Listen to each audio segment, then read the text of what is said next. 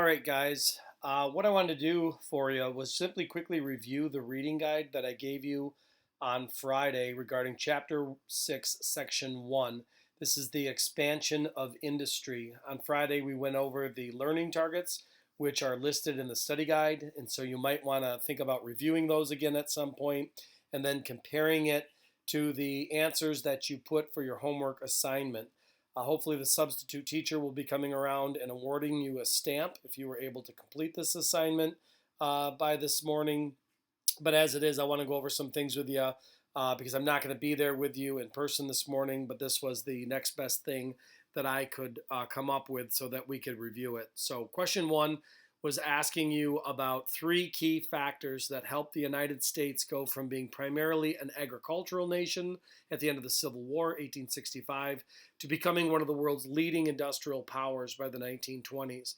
And it's fairly straightforward. According to your textbook, one of the things that the United States had was a wealth of natural resources. And so the United States, North America, is endowed with the natural resources such as iron ore and crude oil and coal and a whole host of other natural resources that if you can extract them and refine them, you can commodify them, meaning you can turn them into something which helps you earn money. Second, the government was very much willing to support these businesses in a variety of ways that we'll explain over the next couple of weeks. The most close to now we'll be looking at is how the government helped build a transcontinental railroad using taxpayers' money to help then try to create a railroad that would then connect the country in a way it hadn't been united before. But there's going to be a whole host of other ways that the government really helped businesses prosper. Some part infrastructure, sometimes supporting capitalists when they would have different disputes with labor. And so we'll talk about that at a later time. And then last but not least, a growing urban population. What this simply meant was a lot of people were coming to the United States. They were locating themselves in big city centers, looking for jobs, a lot of competition. And so it was able to keep the cost of labor very low, which allowed businesses then to earn greater profits. And then equally, it created markets for new products. And so that becomes the third key thing the United States had to industrialize. From there, you were asked simply to talk about natural resources that the United States had, which helped foster industrial growth. Hopefully, you picked up on reading over that second page. If you read it, you'd realize what they were talking about then were things such as crude oil. Crude oil, if you can extract it from the ground, you can then refine it into things like kerosene, which is what John Rockefeller did to make a lot of money. Another natural resource is iron ore. Taking iron ore, you can put it through the Bessemer process. It creates steel. That becomes a very valuable commodity. Others would include copper, forests, coal, etc. All these things were naturally occurring in the environment, and the United States had that plentifully and then found new ways to extract it and refine it.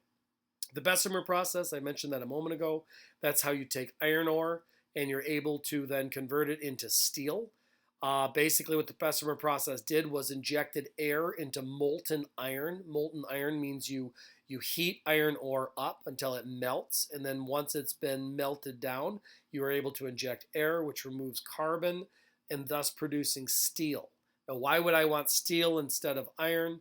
Well, what they found was steel was more resistant to the elements, more resistant to weather, and so it was going to stand the test of time better than iron would on its own. And so steel becomes the kind of fabric of industrialization at the end of the 19th century. So what do you do with steel once you've created it? Over four of the inventions that were used at that time. This is question number 4. If you did the reading, things that they mentioned, including barbed wire. This is an invention in the United States. We'll find initially uses in agriculture, especially when you're doing livestock. We'll see later that it'll be used oftentimes by the military, particularly in Europe in World War I. Other things steel could get used for was railroad engines and railroad cars and railroad tracks. That becomes a major consumer of steel. Skyscrapers. With the cities growing, steel allows you to build buildings that would be several stories tall. Not possible prior to the advent of steel.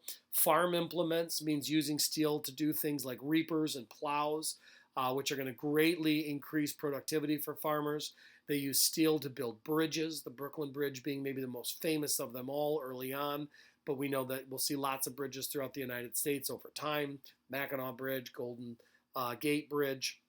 And then things also like machine guns become a product of steel, and machines and factories. And so hopefully you get the point. Lots of things are being made out of steel. These are all new products and are going to help the economy grow.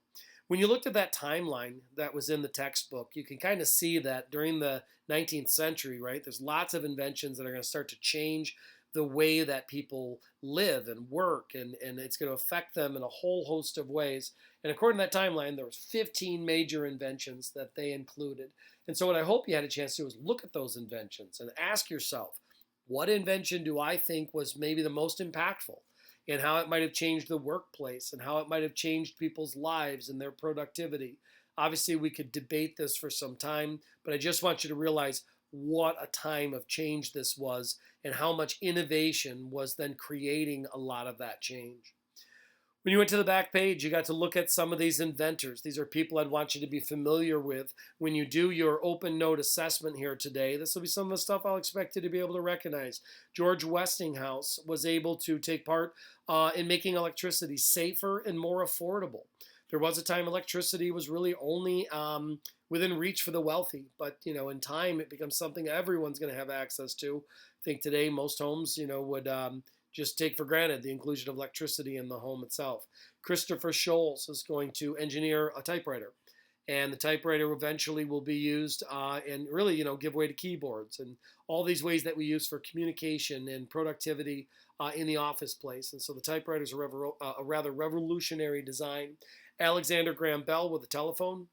This is going to allow people, obviously, to communicate instantaneously across vast distances. That's going to greatly have a lot of value for business, but also, for everyday use. And then maybe the most famous inventor of them all, Thomas Edison. Thomas Edison had an invention laboratory in Menlo Park, New Jersey.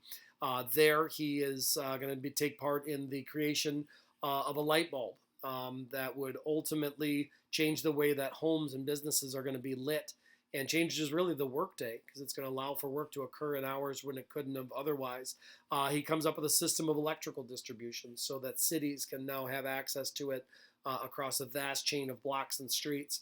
Movies, if you've ever been to a movie, Thomas Edison was part of creating moving pictures, and also record players. They called it a phonograph. So Thomas Edison is just a prolific mind and is going to be responsible for so many changes in the United States. So then they asked you, and this was a little bit harder, so I want you to pay attention to this answer, and you can add anything you might want to. The question is, in what way did the United States' expanding urban population provide a benefit for the expansion of industry? And urban, remember, means cities, growing city populations. And so what the answer I've included says a couple of things. Number one, the expansion of industry was helped by growing urban populations because what it did then was help provide new markets. Capitalists understood if there was ways you could create products at a price that people could afford, this would then in turn give you a place to sell those products. And so the growing populations became new markets. And that's going to be a really important part of capitalism. And we'll continue to examine that, always looking for new markets, new customers. Also, with this growing population of people, it made labor cheaper. If you were a business owner, you didn't necessarily have to pay as high of a wage to a worker as you would if the population were smaller. The idea simply was if a worker didn't want to take the job offered, there was next person in line who would. And so this allowed a lot of these businesses to grow using cheap labor. A phenomenon in your lifetime you've seen in a lot of overseas countries where labor might be cheaper than it was in the United States. Well, 120, 30 years ago, that was true here in the U.S. Lastly, how did these inventions have a negative and a positive impact on the way that people earned a living?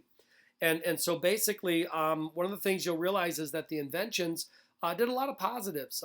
Ultimately, it would help make people's workplace more efficient. The book says that inventions help reduce the average work week by 10 hours in 1890.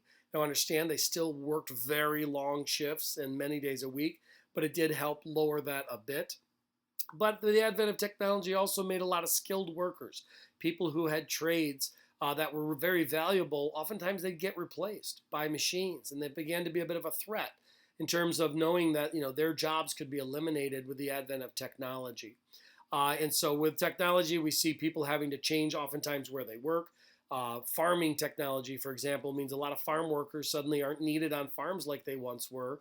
So they've got to go to cities, places they might have been very unfamiliar with, and find jobs in factories and settings that were quite different than anything they'd ever known. Also, at the end of the day, with all this technology, given enough time, the standard of living improved. People began to have more access to these things, and it made their day to day lives a bit easier. So, all those things can be accredited to technology. I know I also asked you to define some vocabulary terms. We can go over those terms when I get back. If you have any questions about those, be sure to look them up. If you can't find it in the textbook, you could always Google it. That's a possibility as well. One of the terms that I wanted you to look up was called laissez-faire economics. And what that simply means is a style of economy that really has little government interference. There aren't many regulations. And this can allow for businesses to develop and innovate and grow in lots of ways because there's no rules that would otherwise prevent them from doing so. But in the same breath, we talked about how the environment was sometimes threatened by the growth of industry. And part of the problem was there was no rules around pollution in terms of what you could or could not introduce into a lake or a river or the air for that matter. And so that's one of the costs of laissez-faire economics, that lack of regulation. So it's a little bit of a two-sided coin. Lots of benefits come from it, but there's also sides of it that aren't as beneficial. And so I want you to make sure you're paying attention to that term. Hopefully I'll be back to see you tomorrow. But in the meantime, let me know if you have any questions. Remember, you can always email me at ab@jpsonline.org.